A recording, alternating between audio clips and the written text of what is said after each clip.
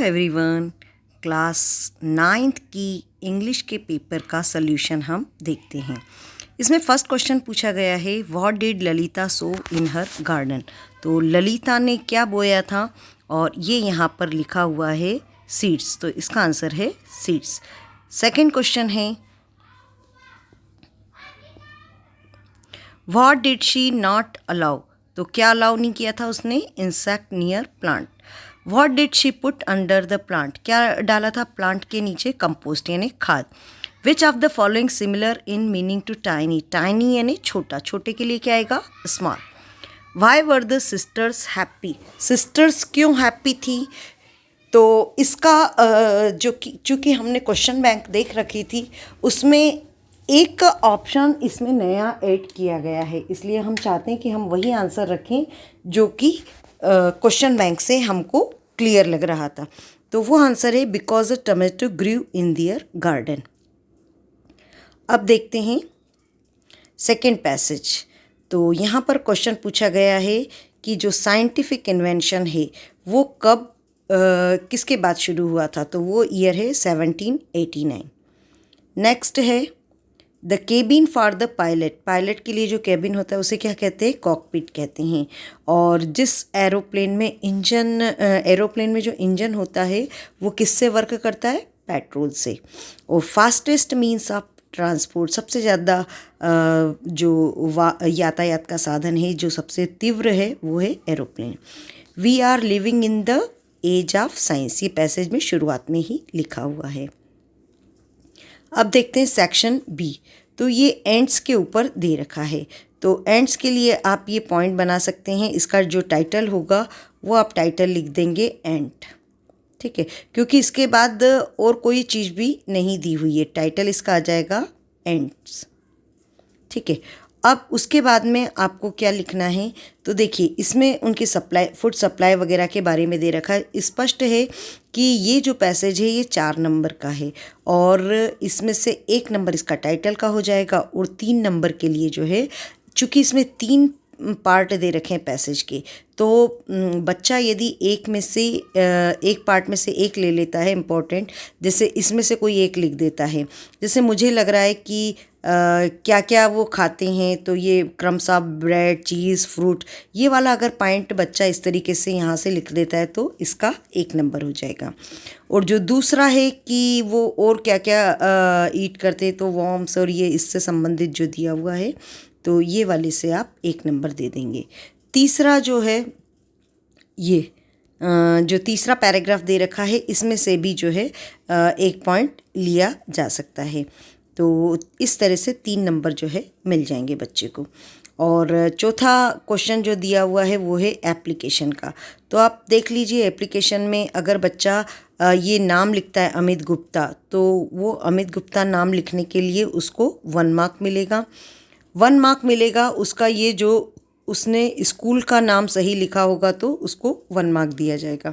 और अगर सब्जेक्ट के साथ में एक और लिख देता है तो 1 नंबर दे देंगे, और बाकी की ये जो लाइन से कर देता है तो 1 नंबर। तो सीधी सी बात है कि एड्रेस लिखने का 1 मार्क, और 1 मार्क नीचे जो अपना नाम लिख रहा है सही कि अमित गुप्ता ही लिख रहा है कि नहीं लिख रहा है, और ये जो बॉडी है इसके 2 मार्क्स दिए जा सकते हैं। इसके साथ ही ऐसे है 5 मार्क्स का। तो 5 मार्क्स में से यदि मेरे हिसाब से जो है बच्चे को अगर वो इंट्रोडक्शन लिखता है तो एक तो इंट्रोडक्शन होना चाहिए और एक कंक्लूज़न, तो ये 2 चीज़ें ज़्यादा ज़रूरी हैं। इसके अलावा बच्चे को जो है इनमें पूरे 1 मार्क दिए जाने चाहिए, 2 मार्क, और जो 3 मार्क बच रहे हैं, तो अगर बच्चा यहाँ पर 3 के बजाय यहाँ पर 6 तक भी लिख देता है तो मार्क दे सकते हैं आप, और नहीं तो 5 मार्क्स 5 पॉइंट के दे दीजिए। इम्पोर्टेंस ऑफ ट्रीज़, यहाँ पर भी आप देखिए कि टोटल जो लगभग हमको लग रहा है कि कितने पॉइंट आ जाएंगे। इम्पोर्टेंस ऑफ ट्रीज़ के बारे में बताया ही हुआ है, और ये प्रोवाइड करके एक ही चीज़ आ रही है, ठीक है। तो ये मुझे लगता है कि अगर बच्चा 6 सेंटेंस लिख देता है तो उसको 3 मार्क्स दिए जा सकते हैं। अगला है ये यहाँ पर द आएगा, सन के पहले द का ही प्रयोग किया जाता है। वाटर चूँकि काउंट नहीं होता इसलिए यहाँ पर इसका आंसर आएगा मच। और डेट के लिए हमेशा ऑन का प्रयोग करते हैं। रेनी सीज़न समर सीज़न के बाद आता है इसलिए आफ्टर। और वर्क केयरफुली नहीं तो ये एक परिणाम बता रहा है इसलिए अदरवाइज। और मैं स्कूल नहीं जा रही हूँ कारण बता रहे हैं तो इसलिए बिकॉज आ जाएगा। अगला है children are playing in the park. तो इसको प्रेजेंट परफेक्ट करना है। तो प्रेजेंट परफेक्ट के लिए हेल्पिंग वर्ब होती है हैज़ या हैव और वर्ब का थर्ड फॉर्म। तो चिल्ड्रन प्लूरल है इसलिए हैव आ जाएगा, वर्ब का थर्ड फॉर्म प्लेड आ जाएगा। और इसको रीअरेंज करेंगे, we should protect our forest. फिर है ये कारण बताना है, परिणाम बता रहा है। सो अजय बीमार है इसलिए वो स्कूल नहीं आया है, तो सो बीच में लग जाएगा और ये एच को बच्चा जो है स्मॉल लिख देगा। अनीता कट हर फिंगर, इसको नेगेटिव करना है। तो चूंकि कट की तीनों फॉर्म एक सी होती है, लेकिन ये अनीता के साथ अगर ये प्रेजेंट का वर्ब होता तो यहाँ पर कट्स हो जाता, और कट्स नहीं है इसका मतलब है ये पास्ट का है, इसलिए इसको हम यहाँ लिख देंगे डिडंट कट। अनलेस के लिए आपको अनलेस को हटाकर इफ़ लिखना है, साथ ही आपको डू नॉट या डज नॉट लिखना है। चूँकि ये वर्क लिखा हुआ था तो ये डोंट वर्क आ जाएगा, और आगे का जैसा सेंटेंस है वैसा का वैसा ही रहेगा। आई हैव टेकन टी, तो I have taken T interrogative करना है तो इस हेल्पिंग वर्ब को आप आगे लिख देंगे तो ये जो है इंट्रोगेटिव बन जाएगा। सेक्शन डी, टॉमी को बुक कहाँ मिली थी? उसके घर में ही मिली थी। येलो वुड का क्या मतलब है? जिस फॉरेस्ट में पीली पत्तियाँ होती हैं, सूखी पत्तियाँ होती हैं, उससे कहते हैं येलो वुड। फिर है कि उस्ताद बिस्मिल्लाह खान को कौन से अवार्ड मिले थे? तो ये तीनों ही अवार्ड मिले थे उनको, पद्मश्री, पद्म भूषण और पद्म विभूषण। केजिया, तो इसलिए ये ऑल ऑफ दिस आ जाएगा। केजिया अपने फादर से क्यों डरती? केजिया के जो फादर थे वो उन्होंने उनको क्यों मारा था रूलर से? तो क्यों मारा था? क्योंकि उसने जो है अपने फादर के स्पीच के जो पेपर थे उसको फाड़ दिया था। पता है आपको कि वो उसने क्वेश्चन में भर दिए थे। अल्बर्ट के क्लासमेट उसे क्या कहते? वो ब्रदर बोरिंग कहते थे। और ये जो क्वैक क्वैक का साउंड है ये कौन निकालता है? तो ये डक निकालती है। अगला है एवलिन की जो लॉस ऑफ हियरिंग है वो कब हुआ था? जब वो 8 ईयर की थी। और एवलिन अपनी डेफनेस किससे छिपाती थी? तो यहाँ थोड़ा सा कन्फ्यूज़न है क्योंकि यहाँ पर लिखा है फ्रेंड्स एंड टीचर्स। तो चूँकि हम क्वेश्चन बैंक को प्रीफर कर रहे हैं तो क्वेश्चन बैंक में ये टीचर्स वाला ऑप्शन नहीं था, इसलिए हम वही लेते हैं जो दिया था। आंसर दोनों करेक्ट हैं, हर फ्रेंड्स और हर टीचर, लेकिन हम यहाँ पर हर फ्रेंड्स ही लिखेंगे। अब हु अर्ज द, किसने उनके पेरेंट्स से कहा था कि उसे स्पेशलिस्ट को दिखाएं? तो वो उनकी हेड मिस्ट्रेस ने कहा था। फिर है येलो वुड का क्या मतलब है? तो ये ऑटम सीज़न है। और ट्रैवलर जो था वो सॉरी क्यों फील कर रहा था? क्योंकि वो दोनों रास्तों पर नहीं चल सकता था। पोएम का क्या नाम है? तो पोएम का नाम है द रोड नॉट टेकन। ठीक है, चलिए जस्ट अ मिनट। अब है question number 11। How old was Evelyn she went to the Royal Academy of Music? तो वो कितने साल की थी? वो 17 ईयर्स की थी। औरंगजेब ने पुंगी का बजाना क्यों बैन किया था? क्योंकि पुंगी का जो साउंड था वो था श्रील और अनप्लीजेंट। ठीक है। और संतोष यादव को लोकल स्कूल में क्यों भेजा था? क्योंकि जो उनके कस्टम थे, उनके प्रिवेलिंग कस्टम्स थे उनकी फैमिली के कि लड़कियां बाहर नहीं जाती हैं, इसलिए उनको नहीं भेजा। तो जैसे ये 17 ईयर्स, तो 17 ही लिखने पे आप 2 मार्क दे सकते हैं। यहाँ पर 2 वर्ड होना ज़रूरी है, श्रिल और अनप्लीजेंट, तो 2 मार्क देंगे। और प्रिवेलिंग कस्टम अगर दोनों चीज़ें लिख देता है तो 2 मार्क्स हो जाएंगे। आथर ने कौन से टेम्पल्स के नाम लिए? तो वो है पशुपतिनाथ और बुद्धनाथ। अब्दुल कलाम का घर कहाँ था? तो अब्दुल कलाम का घर था जो मास्क स्ट्रीट थी रामेश्वरम में। तो मास्क स्ट्रीट लिखने का 1 मार्क, रामेश्वरम लिखने का 1 मार्क।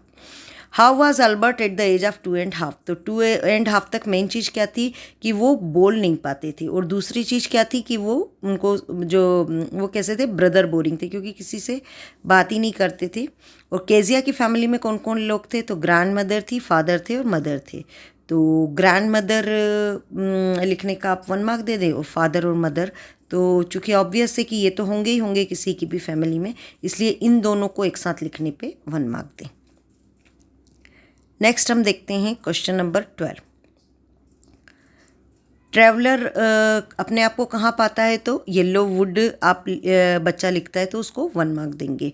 वो प्रॉब्लम क्या है उसकी कि वो डिसाइड नहीं कर पा रहा है कौन सी रूट को उसे लेना है। अब पोएट क्या चाहता है कि विंड कैसे आए, तो सॉफ्टली। सिर्फ एक वर्ड लिखने पर भी 2 मार्क दिए जा सकते हैं। और इको क्या क्रिएट कर रहा है, तो साउंड ऑफ रेन ड्रॉप। तो रेन ड्रॉप्स सिर्फ लिखता है तो आप 1 मार्क ही दें, लेकिन अगर साउंड ऑफ रेन ड्रॉप लिखता है तो आप 2 मार्क दे सकते हैं। और जब ये सॉलो जब सिटी पे से जा रही थी तो उसने क्या देखा कि जो रिच पीपल थे वो तो क्या कर रहे थे, मस्ती कर रहे थे, और जो बेगर्स थे वो कहाँ थे, उनके गेट पर थे। तो ये लिखने का 1 मार्क, और बेगर्स के बारे में लिखने का 1 मार्क। रियल कल्प्रेट कौन था, तो मर्चेंट लिखने के पूरे 2 मार्क्स दिए जाएंगे। किसने रेस्क्यू किया चाइल्ड को, तो जो मैन था, वो जो मंदिर में था, श्राइन में जो व्यक्ति था, उसने जो है उसको ये जो लॉस्ट चाइल्ड था उसको ढूंढा। और what did he offer to buy him, और वो उसे क्या चीज़ें खरीदने के लिए बोल रहा था, वो फ्लावर, बैलून्स। तो ये 3-4 चीज़ें थी, तो जो भी अगर 2 भी चीज़ें लिख देता है तो 1 मार्क दिया जा सकता है, क्योंकि वो जो सारी चीज़ें वो पहले चाह रहा था अपने पेरेंट्स से ख़रीदना, वो सारी चीज़ें उसने वापस से ऑफ़र करी थी। अब अगला क्वेश्चन है कि बिस्मिल्लाह खान को बिग ब्रेक कब मिला था, जब वो ऑल इंडिया रेडियो लखनऊ में जब उसकी शुरुआत हुई थी।